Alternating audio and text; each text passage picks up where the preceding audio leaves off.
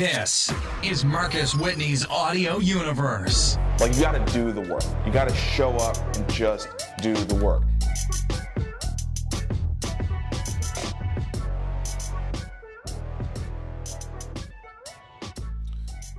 What's up? Marcus Whitney's audio universe, Marcus Whitney Live. How's everybody doing today? I was a little bit bummed out, I have to admit, when I saw the case count today for COVID-19, but I am working to lift my spirits today and to stay positive and stay focused about what we can do to build a new normal. And along those lines, we have an opportunity to get out in front with innovation and heart and intelligence and entrepreneurship to solve another big existential problem that we have as humans on this planet Earth, another one of these big global issues. And I'm really excited to have today's guest on to talk about this. This is my new friend, entrepreneur, and sort of global advocate for ocean health, my man Blayne Ross. Blayne, what's good, man? Hey, thank you so much for having me on, Marcus. I really appreciate it. Man, glad to have you on. Glad to have you on. Down here sweating with everyone else in Miami this summer. Yeah, so really quickly, we're going to focus on everything that you've got going on, but really quickly, I do want to just ask, last night I was watching CNN, the mayor of Miami was on CNN, sort of talking about everything that's happening there in your city. You know, ICU sort of overruns are feel like imminent. You know, just as someone who's actually living in it, you know, what's your what can you tell us about what's going on in Miami? Yeah, I think the climate down here has really kind of changed. We were very lackadaisical about it. It seemed like at first, and you know, there was the request to wear masks and whatnot, and you would probably see maybe 30% of the people that were kind of wearing them. And then as things started changing a couple weeks ago, the county put in a mask mandate. Everybody's in the masks and they're paying attention. They're not getting together as often. I think we were a little slow on the whole beach thing and they opened them up and they shouldn't have, I think, because it's really hard to go to the beach and want to wear a hot mask. And it's just the behavior is you're going to be next to somebody. So yeah, unfortunate that it happened, but they did correct that. And we're back to, I really hope improving. Yeah, I hope so too. The numbers were startling. So, you know, my thoughts and prayers with everybody down there, and hopefully things get back to normal as soon as they can, in terms of people being able to get out and about. Okay, so with that, let's talk about you, and let's talk about your venture Shorelock. Just give a quick background on you and sort of who you are personally, professionally, and then we'll jump into your business. All right, cool. Personally, I grew up here in Florida. This is Jacksonville is my home originally, and I'm a big water guy. I've been out, whether it's water skiing or sailing or doing anything, it's always water and beach related, and it just has been since I was a little kid. And when you start thinking about things in your life that are important, this has always been one of them for me, is being able to be outside in the environment. And so I get myself into triathlons occasionally, and I've got a new puppy I'm raising so that we can be outside and running around and just doing that kind of stuff. And I've kind of had a big life shift. This has been a big change for me. I was up in New York for the last 11 years and kind of pursuing some of my creative passions, which has been wonderful and fulfilling. And I've got some neat things under my belt from doing that. And I got kind of to a point where I thought, I really want to start changing and doing something that's like I can have an effect on the planet and I can bring more. Soul searching will do that. And that's kind of where, I led into work a little bit. This is what I'm doing now that way. Yeah. So let's talk about the issue, the problem that you found before we start talking about the business and the solution, because sure. Admittedly, with the pandemic going on, I seem to be completely focused on COVID-19 as like the only existential threat we could possibly be facing, and everything it's doing to the economy and to our communities and to people. But we have had this debate going on for quite a while now about climate change and about the rising sea level and about the impact that that's going to have on our society, on our economy, on our way of life. give us just a basic background on what's at stake and what's happening right now. Sure. So I think the best way to approach this is that, we're at a point in history where our technology is really advanced, and we can now monitor and really see what is actually happening with the seas. I don't think that the climate change conversation should be, I feel this way or I feel that way. It should be, here's the data. This is what's actually happening. And that should be the way that you make calculations and changes about what you're going to do in the future. The empirical version of it is living in Miami, because we have a full moon and a king tide, which for those of you guys that are not familiar, is a high tide at a full moon. And when that happens, the streets of Miami down to Miami Beach will tend to flood.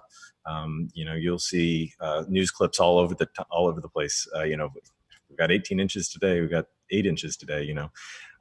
That's just empirical evidence. So there's no arguing with that. We have to drive through it. People stall their cars out in it. If the sea levels are rising, we have to start really thinking about how we're taking care of the process. And one of the things that has been a continual issue is coastal erosion. The ocean is going to do its thing. It's going to come in. Each time the wave goes back out, it's taking a little sand with it.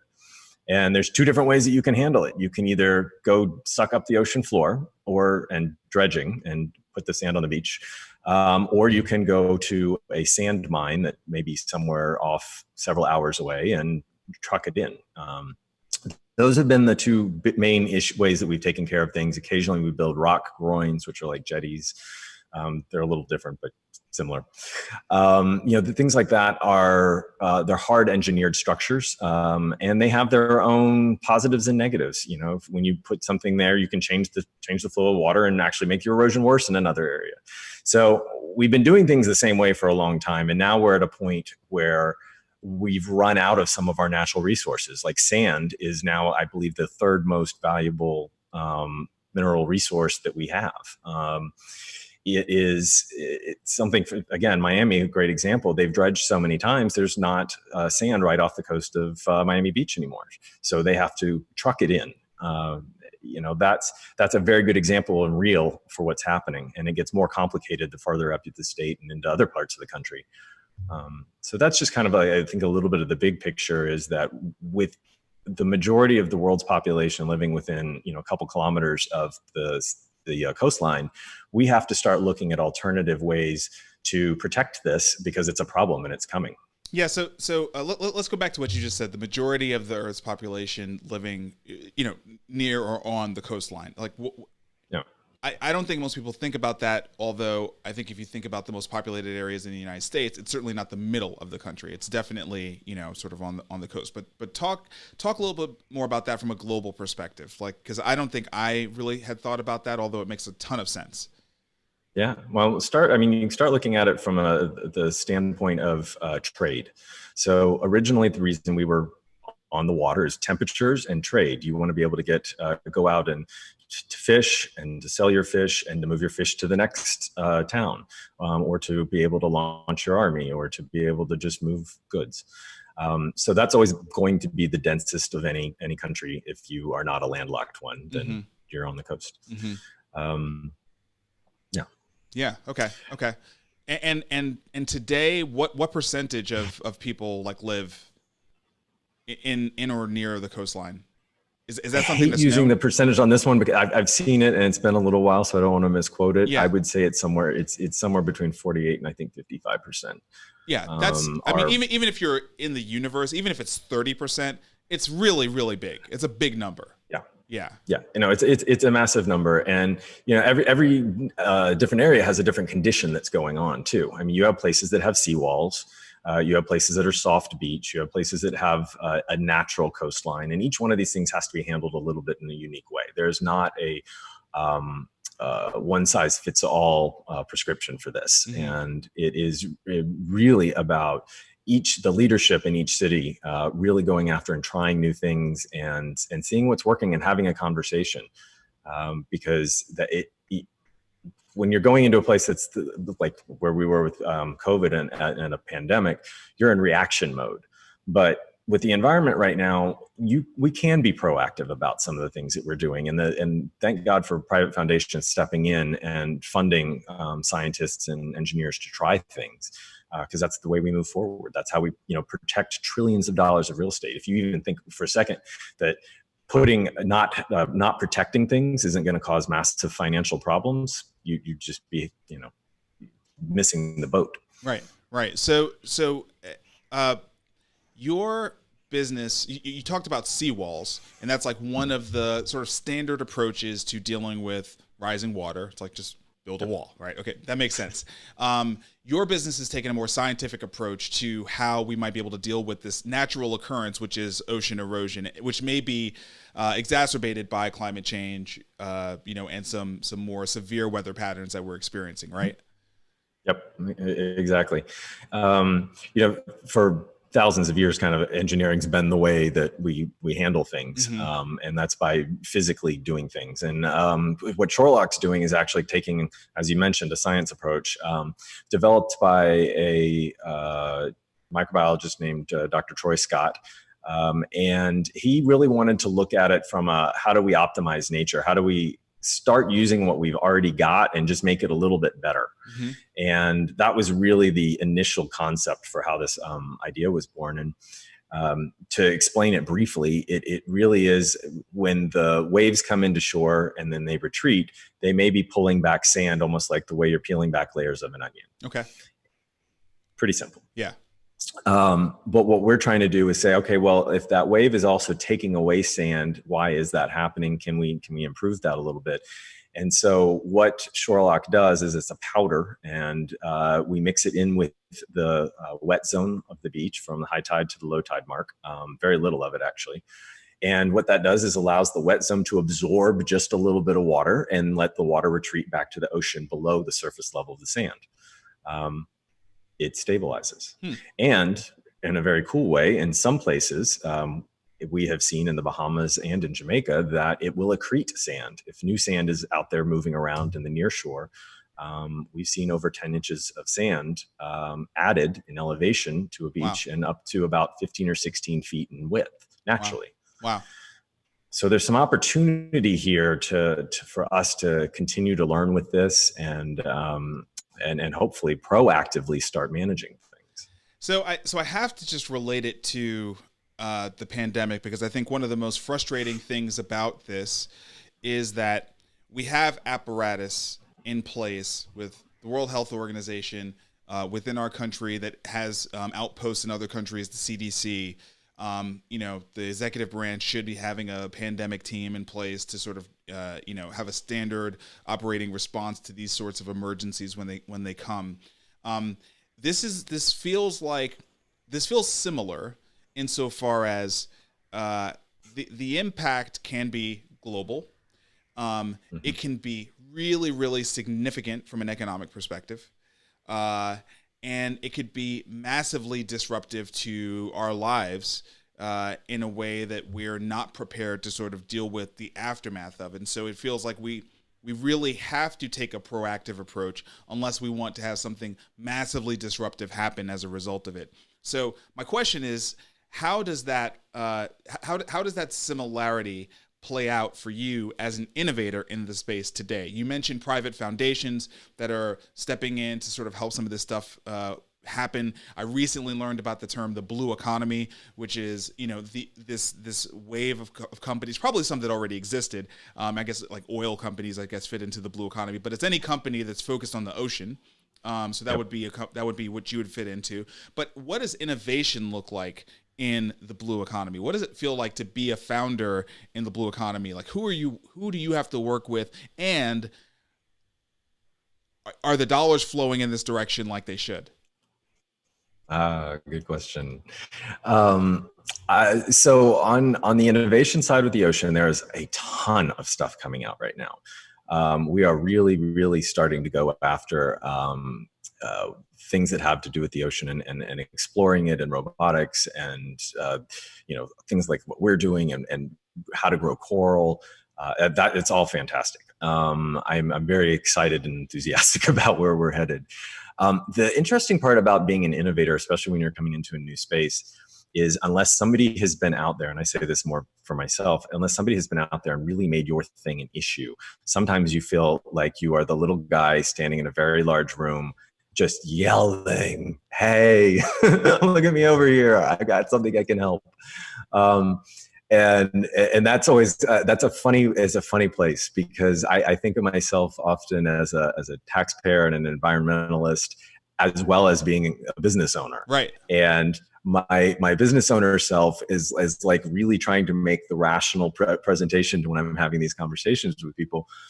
And then when they're not getting it, the average citizen in me is standing there going, "You are wasting so much capital and like environment and money and all this. And why are you not taking this guy seriously?" Right. That makes me crazy. So yeah, I think that when you get into new spaces doing new things, that's I'm not the only one that's ever felt that, but that's going to be happening in our space, and explaining why things are relevant. Yeah, I mean, I hear you, and I think from a pure business perspective, that makes complete sense. The idea that if you're in a nascent market, meaning a market that hasn't really like taken off, you have the job of educating people. But I agree with you in that it's one thing if you're talking about you're introducing a new sock that keeps your feet cooler, 10 degrees cooler. Okay, that's like you have to educate people. When you're talking about the shoreline, it's like it's our Earth. You know what I mean? It's our planet. And to me, you're dealing with something different. You're not dealing with just educating a market. You're dealing with cognitive dissonance. You know what I mean? You're dealing with trying to effectively communicate an economic case when people want to stick their fingers in their ears and their head in the sand. Like, how do you, and look, you may feel like it's inappropriate for you to make any comments because you're trying to win friends and influence people positively. I can sort of talk about this because I'm not in the space, right?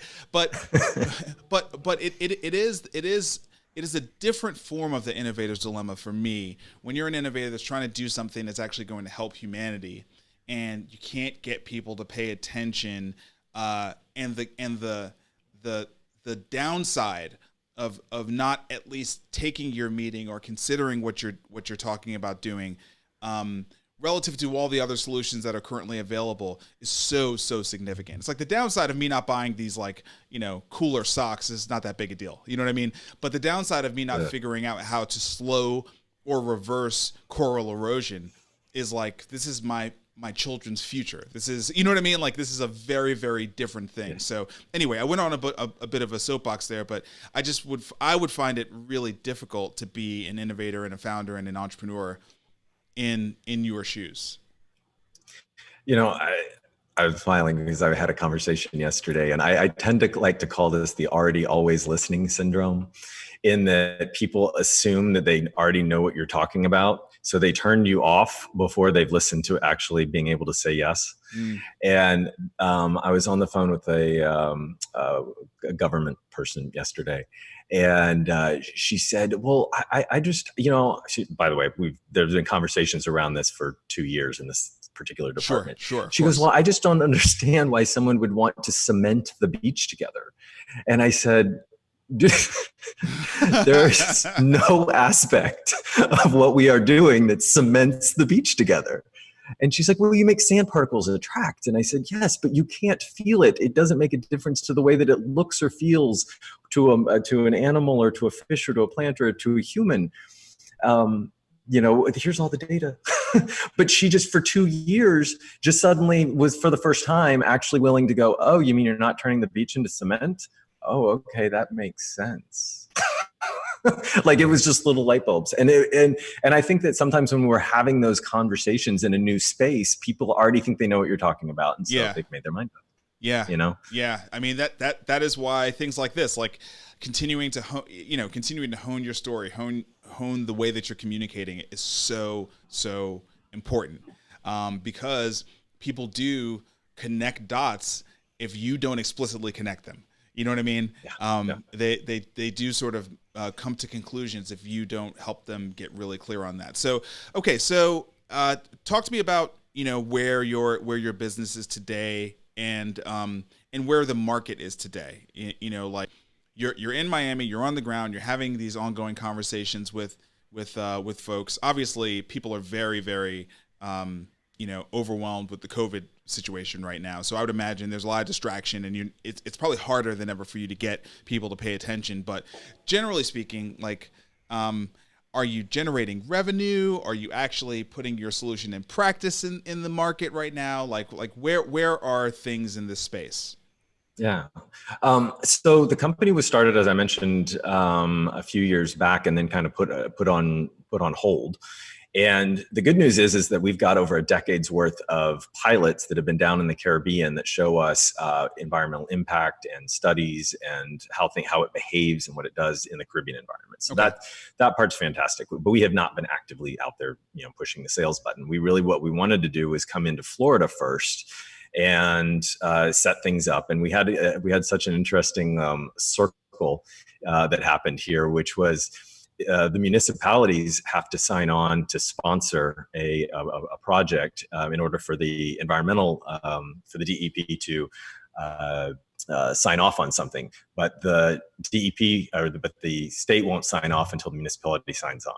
So it was a chicken and the egg thing. And I actually, after going through that for an entire year, went to one of our state legislators and said, okay, let's try and get a state-sponsored pilot, so that takes the pressure off the municipality. And we're doing this tiny little thing, just enough to make sure everything is by the Florida standard. And we as a company are completely confident that we're going to pass that with flying colors.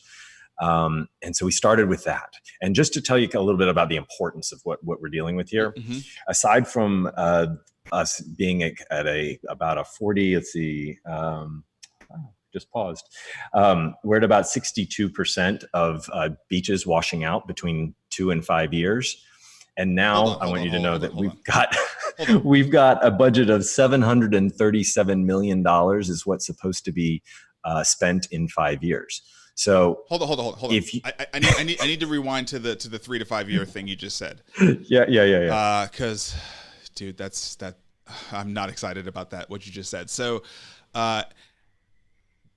say that one more time. I want to make sure I understand what those words mean. Yeah. So a beach, the way that we're projecting at the moment. Let's take Miami Beach. And you may not be saying Miami Beach as one of the beaches, but let's just take Miami Beach. I know Miami Beach, right? Yeah, that's sure. And we typically like to speak in generalities. So we'll say, in 3 to 5 years, they expect a nourished beach to wash out. What does that mean? What does wash out mean? So if you go and you put in a certain amount of sand up to a point, they expect that sand has a life expectancy of X. And it's really interesting because the Army Corps typically projects for 10 years, but yet we know 62% of those coastlines wash out in 3 to 5. 26% wash out in 1. So so that massive number that I said, 737, is 737 million. When you start realizing that 62% of that money and environmental capital is going to just wash out during the current thing that we're doing. Got it. It becomes a crisis. That's really bad. And just to put it in probably I would say easy to digest numbers, Miami Beach specifically put down in 2017, they put $11.5 million on just under a mile of beach, and by I guess it was about 8 months later, we had Hurricane Irma, and they lost a projected 80% of that. Wow. $11.5 million. Wow.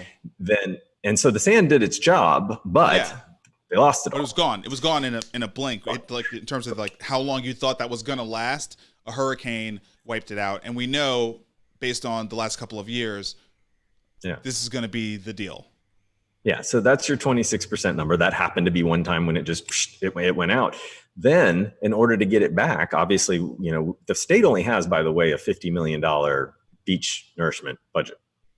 We have to make up from the counties, and we have to make up from federal in order to do this. But they then had to apply for money again, and then took them 3 years to put it back on the beach. And at this time, it cost them 16.5. million. Wow. Wow. And I mean, I think about that combined with the loss of tourism revenue, right? That all of these coastal towns, cities, counties are experiencing. Absolutely. Like that feels like a recipe for total disaster. Well, it closes the beach, Yeah. as well as, when you have to put it back, it's closed, and and if it happens to be gone, then you don't get to use it. There are hotels that we've got here that would have, that when the erosion gets all the way up to the dune line, where are you going to put all your beach chairs, and how much food and beverage are you losing, every day when you don't have that 150 beach chairs in front of your hotel? And then when they do decide to do it, you then have 3 months of big trucks, and you can't go out there, and they're slurry and all this other things that are going on out there. So the economic impact of not taking care of it is astronomical. So that's when you look at a solution like ours that's going to help reduce the rate at which it's washing away. It makes a lot of financial sense, not even just on the people that are buying the sand, but on the community that it's around. Like, let's keep what we got. Yeah. Yeah. So what do you need in order for your business to really start to get some traction? What's like the next key thing that you need? Yeah, we really need the Department of Environmental Protection for every state to get on board with us, as well as the Army Corps of Engineers. Okay. And start, between the two of them, they need to start really prescribing and talking about and applying this to the studies when they do that. Because they'll do it for each area. They always come in and they'll do a study, a monitor, and all of that. That needs to be the conversation that needs to happen, is we have to have on a large scale with the government to do that here in this country, at least.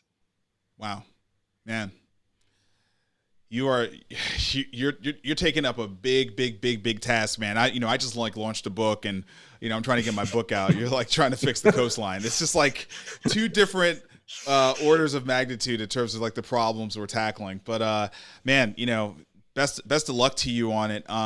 If I asked you before we started the show, for the average person, so like we just had this conversation, I feel a ton smarter about this, and I feel like I can have better conversations with my friends and seem smart and sort of know some things that know people that are working to fix it, and know things that can be done to fix it.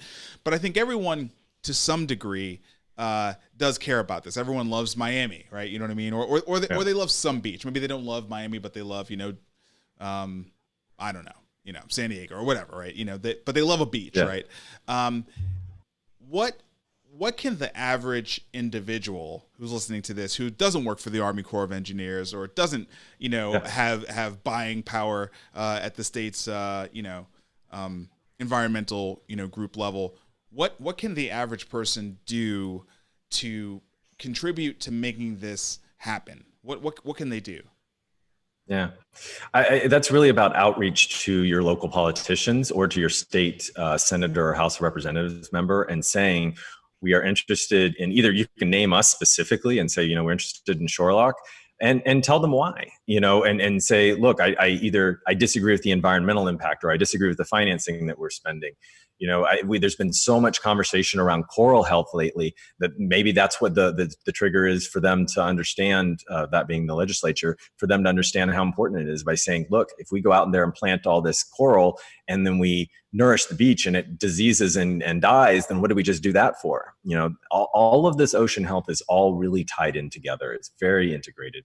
And that's where we make it happen, is through the legislature. Got it. Yeah, I mean, it feels like we have a lot of work to do on the legislature side of things, and there's so many issues. This is a big election year. So, just yet another reason why civics are important, and why we as citizens need to continue to try to educate ourselves, not be swept up in the sensational headlines, and try to sort of understand real issues, and importantly, understand the narratives that are going to click with the politicians, right? Like you said, if coral health is something they're paying attention to now, and they understand, and it's a talking point, use that. If the economy is a talking point, which it always is, use that, right? But use the things that are actually going to get them to like pay attention, because that's the game. That's the game we're playing. There it is. Blayne, thanks so much, man. I appreciate it. I learned a ton in the last 45 minutes. Prep time as well as on this call, and I think everyone who's listening will have learned as well. So thanks and best of luck to you. And for you out there, if you're watching or listening and you want to learn more about Sherlock, or you want to follow Blayne because you thought he was really smart and he has a lot of good things to say about this topic, you can follow him at Blayne Ross on Twitter, at Blayne_Ross, and then Shorelock.com is the website for their company where you can find out more about who they are and what they are doing out there. Another reminder, Create and Orchestrate, out there right now, #1 bestseller on Amazon in 6 categories.